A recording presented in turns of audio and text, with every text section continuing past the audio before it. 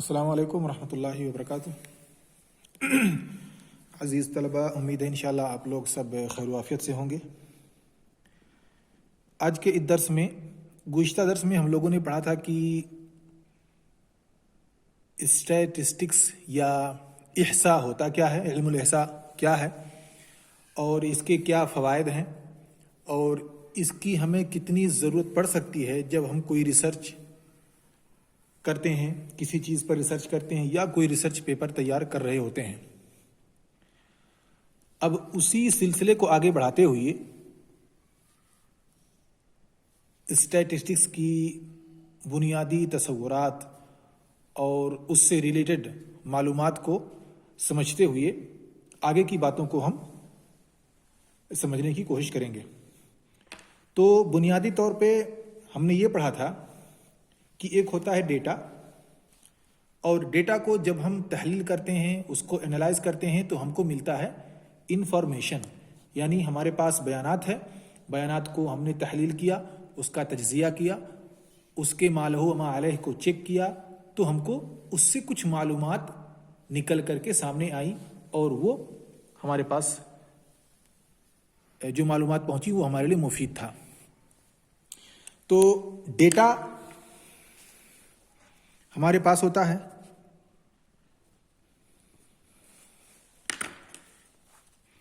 ये डेटा एक नंबर की शक्ल में होता है, मालूमात की शक्ल में होता है और बयानात की शक्ल में छोटे छोटे अशकाल में होता है। जैसे हमसे कहा जाए कि आप डेटा कलेक्ट कीजिए कि इस वक्त सफ़ा शरिया कॉलेज में कितने तलबा ऐसे हैं जिनकी उम्र 20 साल है, मसलन 20 साल या उससे ऊपर है।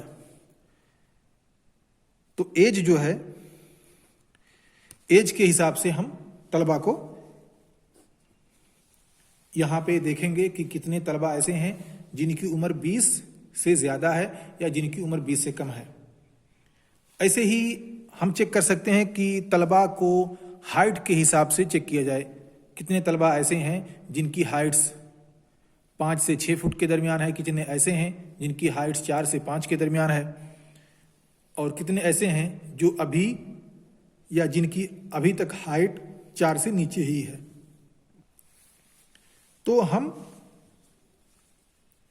चेक करेंगे तो पाएंगे, मान लीजिए किसी का निकला 6 फीट और किसी का निकला मान लीजिए 5.6, किसी का 4.2, किसी का 5.9, ऐसे ही मुख्तलिफ अरकाम हमको मिलेंगे। फिर इन नंबरों को हम मैनेज करेंगे, उनको अरेंज करेंगे, उसके बाद फिर हम कोई नतीजा उससे निकालने की कोशिश करेंगे। तो ये होता है डेटा, डेटा कलेक्ट करना। ऐसे ही हम इसी सफ़ा शरिया कॉलेज में पढ़ रहे तलबा को उनके स्टेट या उनके डिस्ट्रिक्ट के बेस पर भी हम डेटा कलेक्ट कर सकते हैं। जैसे हम कहेंगे कि यहाँ पे कितने तलबा ऐसे हैं जो सिद्धार्थनगर से हैं, कितने तलबा ऐसे हैं जो बलरामपुर से हैं, कितने तलबा ऐसे हैं जो यूपी के बाहर दूसरे स्टेट से हैं, जैसे झारखंड से हैं या बिहार से हैं या आसाम से हैं या किसी और स्टेट से हैं। तो उनको हम स्टेट के बेस पर पता करेंगे। मान लीजिए यूपी से निकल करके आया 120 और बिहार से मान लीजिए 5, वेस्ट बंगाल से मान लीजिए 2, ऐसे ही आसाम से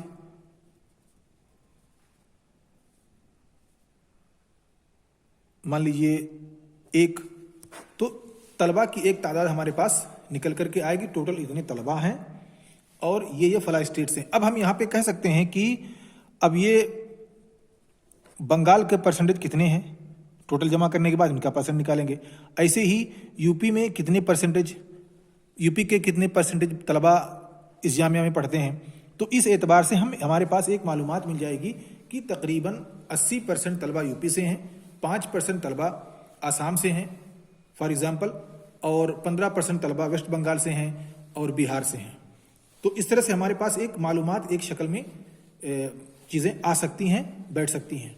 ऐसे ही हम कह सकते हैं कि इस वक्त जो तलबा हैं उनके घरों में कितने मेंबर्स हैं, उनके फैमिली मेंबर्स कितने हैं, किसी के 5 हैं, किसी के 10 हैं। क्योंकि हम जॉइंट फैमिली में रहते हैं, इसलिए अक्सर के पास भाई बहन माँ बाप ये सब लोग हैं। बहुत से कुछ तलबा शादीशुदा भी होंगे, तो हो सकता है उनके पास बच्चे भी हों।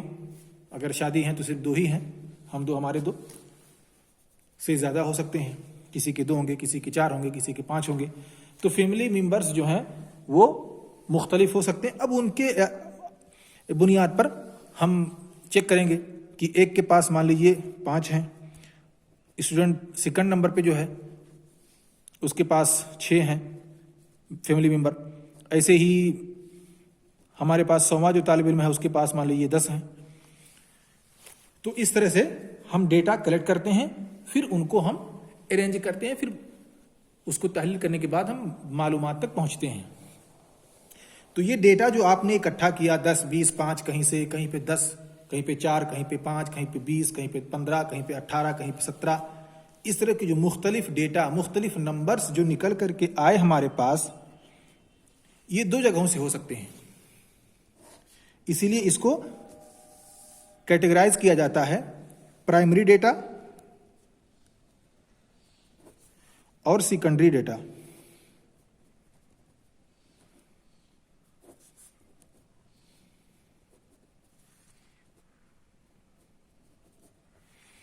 तो इसे प्राइमरी डेटा और सेकेंडरी डेटा में डिफाइन किया जाता है। प्राइमरी डेटा क्या है और सेकेंडरी डेटा क्या है, इसे भी हम समझ लेते हैं।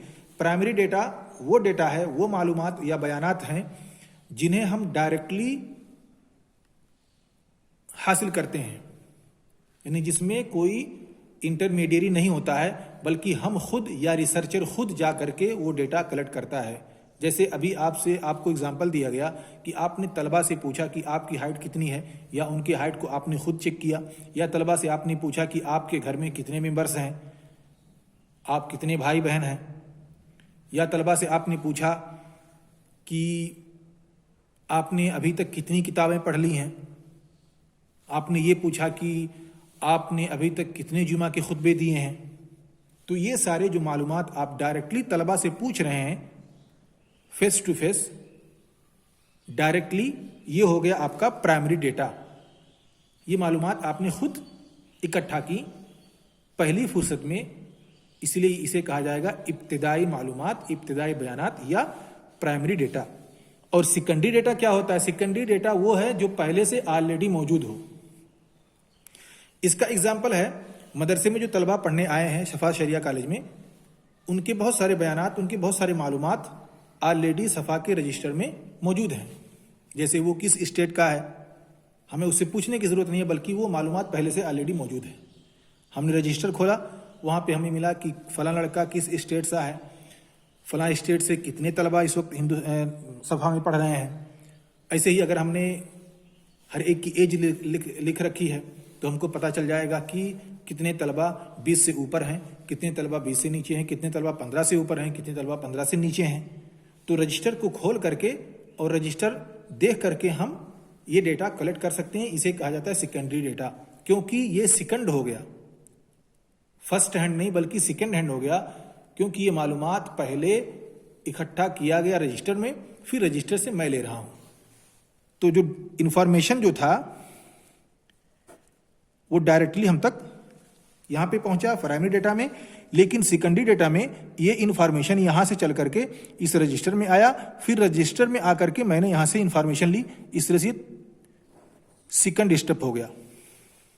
एक स्टेप ये हुआ और दूसरा स्टेप ये, और यहां पे डायरेक्टली पहले ही स्टेप में हमको इंफॉर्मेशन मिल जाती है, इसलिए इसको कहा जाता है प्राइमरी डेटा और इसे कहा जाता है सेकेंडरी डेटा।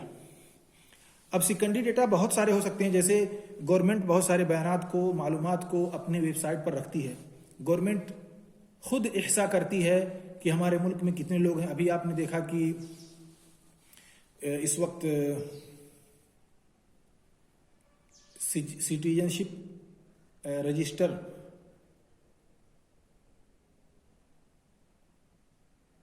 या ऐसे ही कुछ NCAA और एक था NCR, नेशनल सिटीजनशिप रजिस्टर।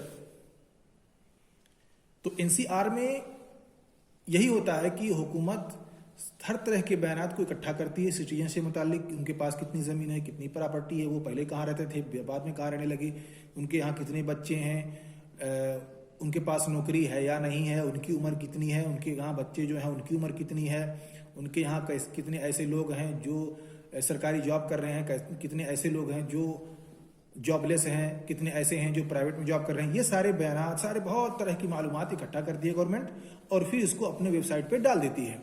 फिर वहां से हम इन मालूमात को लेते हैं, तो ये हो गया सेकेंडरी डेटा। ऐसे ही सेकेंडरी डेटा का दूसरा एग्जांपल है, गवर्नमेंट इकोनॉमिक्स से रिलेटेड बहुत सारी चीज़ों को वो एहसा करती है, उन्हें इकट्ठा करती है, काउंट करती है और उसको अपने वेबसाइट पे डाल देती है कि इतना जीडीपी इस मुल्क का, इस स्टेट का जीडीपी इतना है, टोटल जीडीपी इंडिया का इतना है। या जो इंटरनेशनल तंजीम होती हैं वो इंटरनेशनल तौर पे मुल्कों की GDP growth, income per capita और रियल जीडीपी, नॉमिनल जीडीपी, ये सारी चीज़ें कैलकुलेट करके वो अपनी वेबसाइट पर रखती हैं। अगर हम वहां से मालूमात लेते हैं तो ये हो गया सेकेंडरी डेटा। तो हमें फर्क समझ में आ गया कि प्राइमरी डेटा जो होता है वो डायरेक्टली हम इंफॉर्मेशन को लेते हैं। अब प्राइमरी डेटा का अगर उसी से कंपेयर किया जाए जो अभी गवर्नमेंट ने किया है, इंडियन गवर्नमेंट ने जो हमको जीडीपी का डेटा दिया है, ये इंडियन गवर्नमेंट के लिए, अगर इंडियन गवर्नमेंट ने उसको खुद से किया है तो इंडियन गवर्नमेंट के लिए ये प्राइमरी डेटा हो गया, क्योंकि सारी चीज़ों को, सारे बयानात को, सारे मालूमात को गवर्नमेंट ने खुद इकट्ठा किया और फिर उसको एनालाइज किया, फिर हमको बयानात दिए और मालूमात दिए। लेकिन हमारे लिए ये डेटा सेकेंडरी हो गया, क्योंकि इंडियन गवर्नमेंट की वेबसाइट से मैंने ये चीज़ पता की, मालूमात की। लेकिन जो संस्था या जो ऑर्गेनाइजेशन, जो तंजीम इस काम को खुद कर रही है, उनके लिए ये क्या हो गया, प्राइमरी डेटा, कि जीडीपी कितना था पहले साल, इस साल जीडीपी कितना हुआ, ग्रोथ कितना आया, कैसे हुआ, पहले कितना था, इस साल कितना है। ये सारे मालूमात जो लेती है गवर्नमेंट, या कंजप्शन के बारे में गवर्नमेंट लोगों से पूछती है, या गवर्नमेंट अपने डेटा को देखती है कि कितना खर्च हुआ, गवर्नमेंट एक्सपेंडिचर कितना था। ये सारी चीज़ों को जो गवर्नमेंट देखती है और फिर उसको तहलील करती है और फिर जो बयान देती है, वो उनके लिए प्राइमरी डेटा है। लेकिन हमारे लिए जो मालूमात हम तक पहुंची है वो सेकेंडरी डेटा हो जाता है।